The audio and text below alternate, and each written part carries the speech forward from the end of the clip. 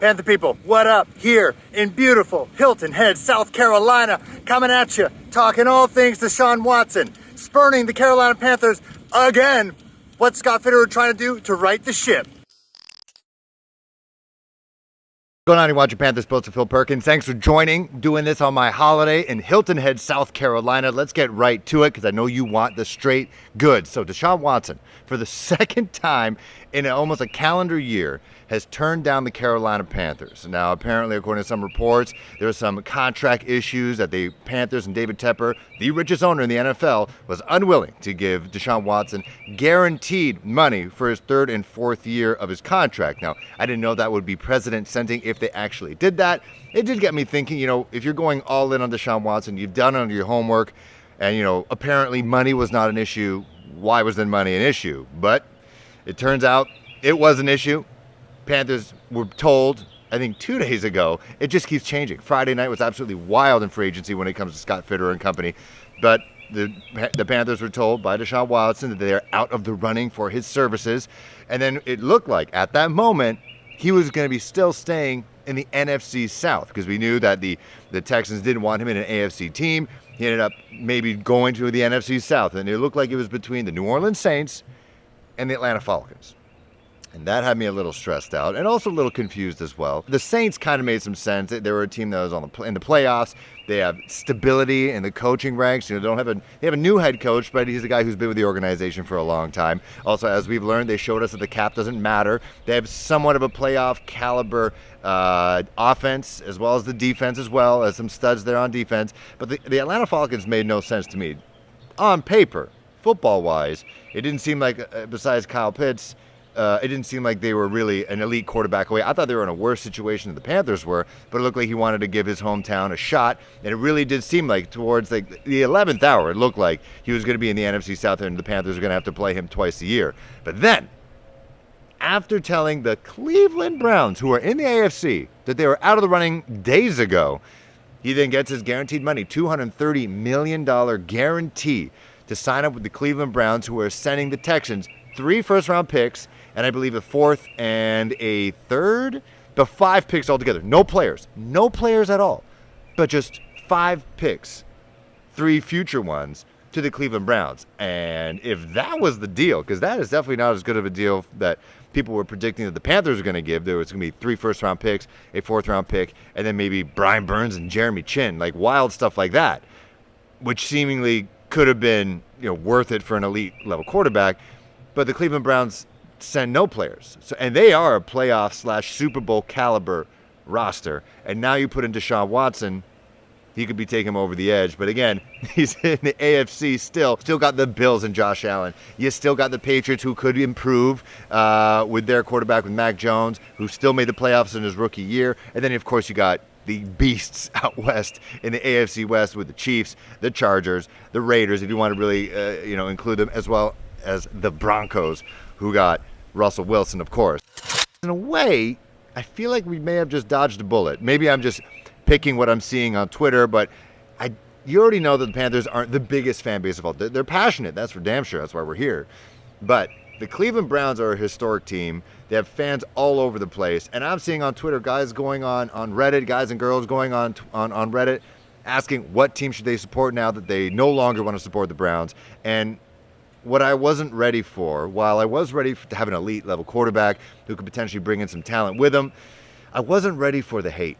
I was not ready for the hate, the vitriol that would have followed the Panthers if they were to actually pick up Deshaun Watson and make him part of the team. I don't think I was ready for that. I wasn't ready for the world to not like the Panthers. They were already pissed that they were going all in to just try to get him. If they actually accomplished that, I don't think I'd be ready for the exodus of fans and for outside fans to hate on the team. I just don't think I was ready for that emotionally. Where do the Panthers find themselves now? And personally, I think they're in a better place long term. And that's what Scott Fitterer kept saying. We're going to build this the right way. And then bringing in Deshaun Watson with the drama that he has, and also just the contract, as we see, a $230 million guaranteed, even though the cap doesn't really matter. Bringing him in while losing picks in the future, while losing starting caliber and Pro Bowl caliber players like a Brian Burns, Jeremy Chin, which is what it could take.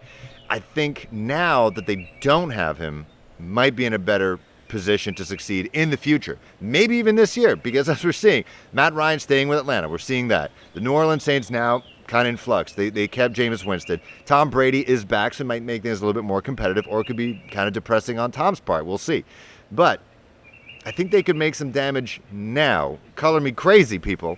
But the fact that if we kind of go in order here, the Panthers were letting guys go, whether it's Daquan Jones or Morgan Fox, or, you know, letting guys walk in free agency. Hassan Reddick signs a big deal. Shouts to him. He deserves it in his hometown of Philadelphia. You know, they looks like they're not going to be paying Stephon Gilmore. We're going to get more to that because as I'm filming this, deals are literally going down right now on a Saturday during March break. I don't know if you guys are celebrating March break right now in America. In Canada it is.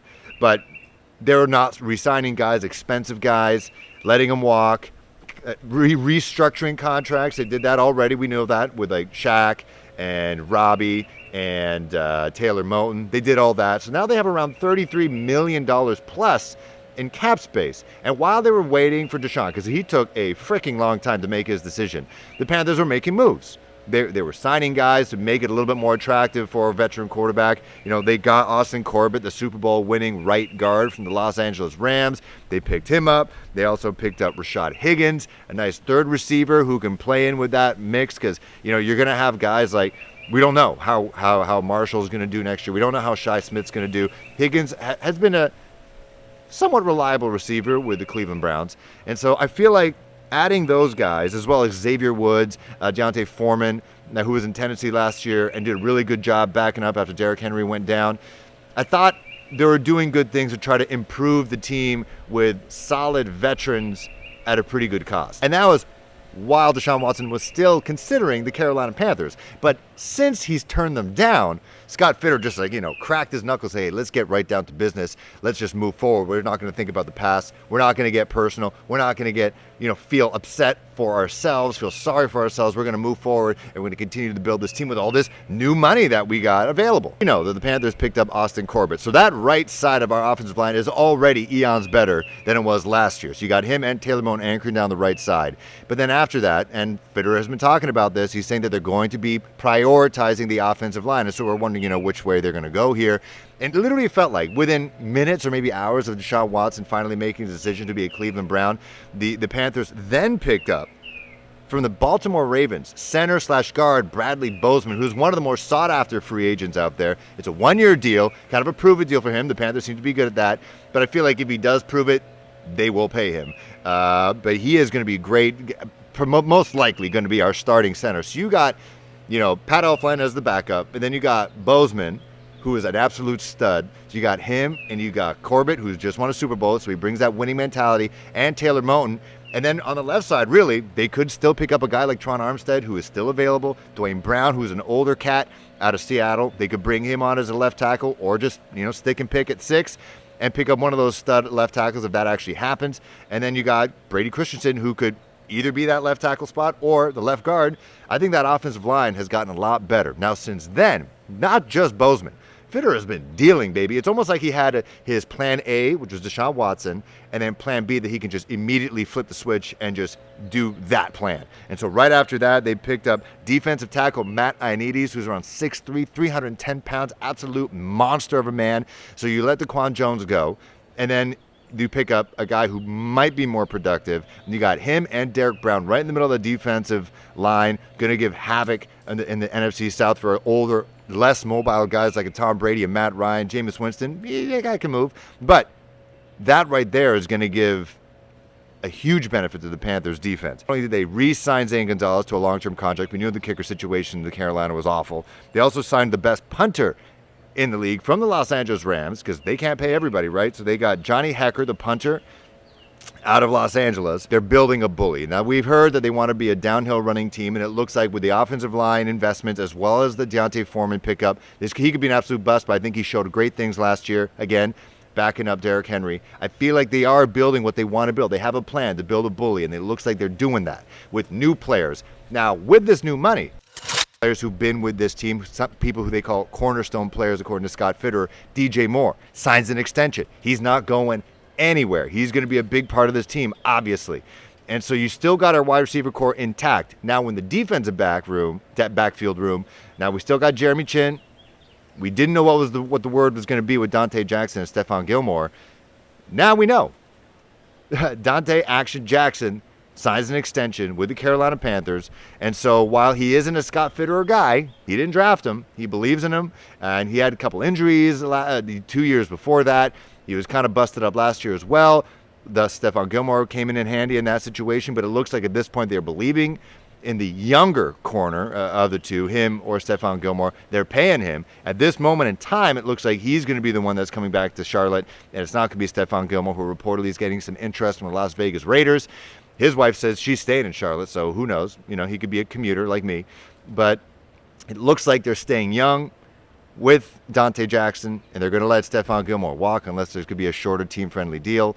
But it looks like they're just getting stuff done. As a whole, the team is better than it was days ago when it looked like they're going to be without draft picks, first-round draft picks for the foreseeable future. You're going to have to fill in the gaps left by whatever two starting defensive players you're going to have to let go.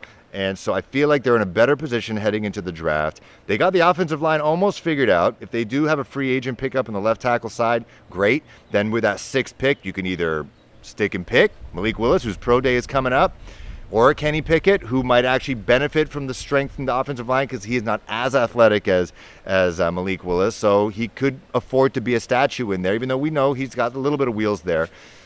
I feel like they can either stick and pick a rookie quarterback, whether it's Malik or Kenny, or they trade back, maybe get another quarterback like Desmond Ridder, who is like shooting up people's draft boards, or maybe even a Sam Howell, a guy who wants to be there, unlike a Deshaun Watson, who, doesn't have that emotional connection with the team. Someone like a Sam Howell does.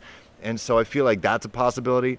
Or, I don't think anyone's really saying it out loud, maybe Sam Darnold gets better with a strengthened offensive line, a power back, a defined plan of attack offensively, run first team. You got bullies up front, so he's less rushed. The ghosts are no longer going to be scaring him, especially in the middle of the offensive line with Bozeman and Corbett right there anchoring that. Less defensive tackles, less defensive pressure right up the middle, which seems to freak out Sam.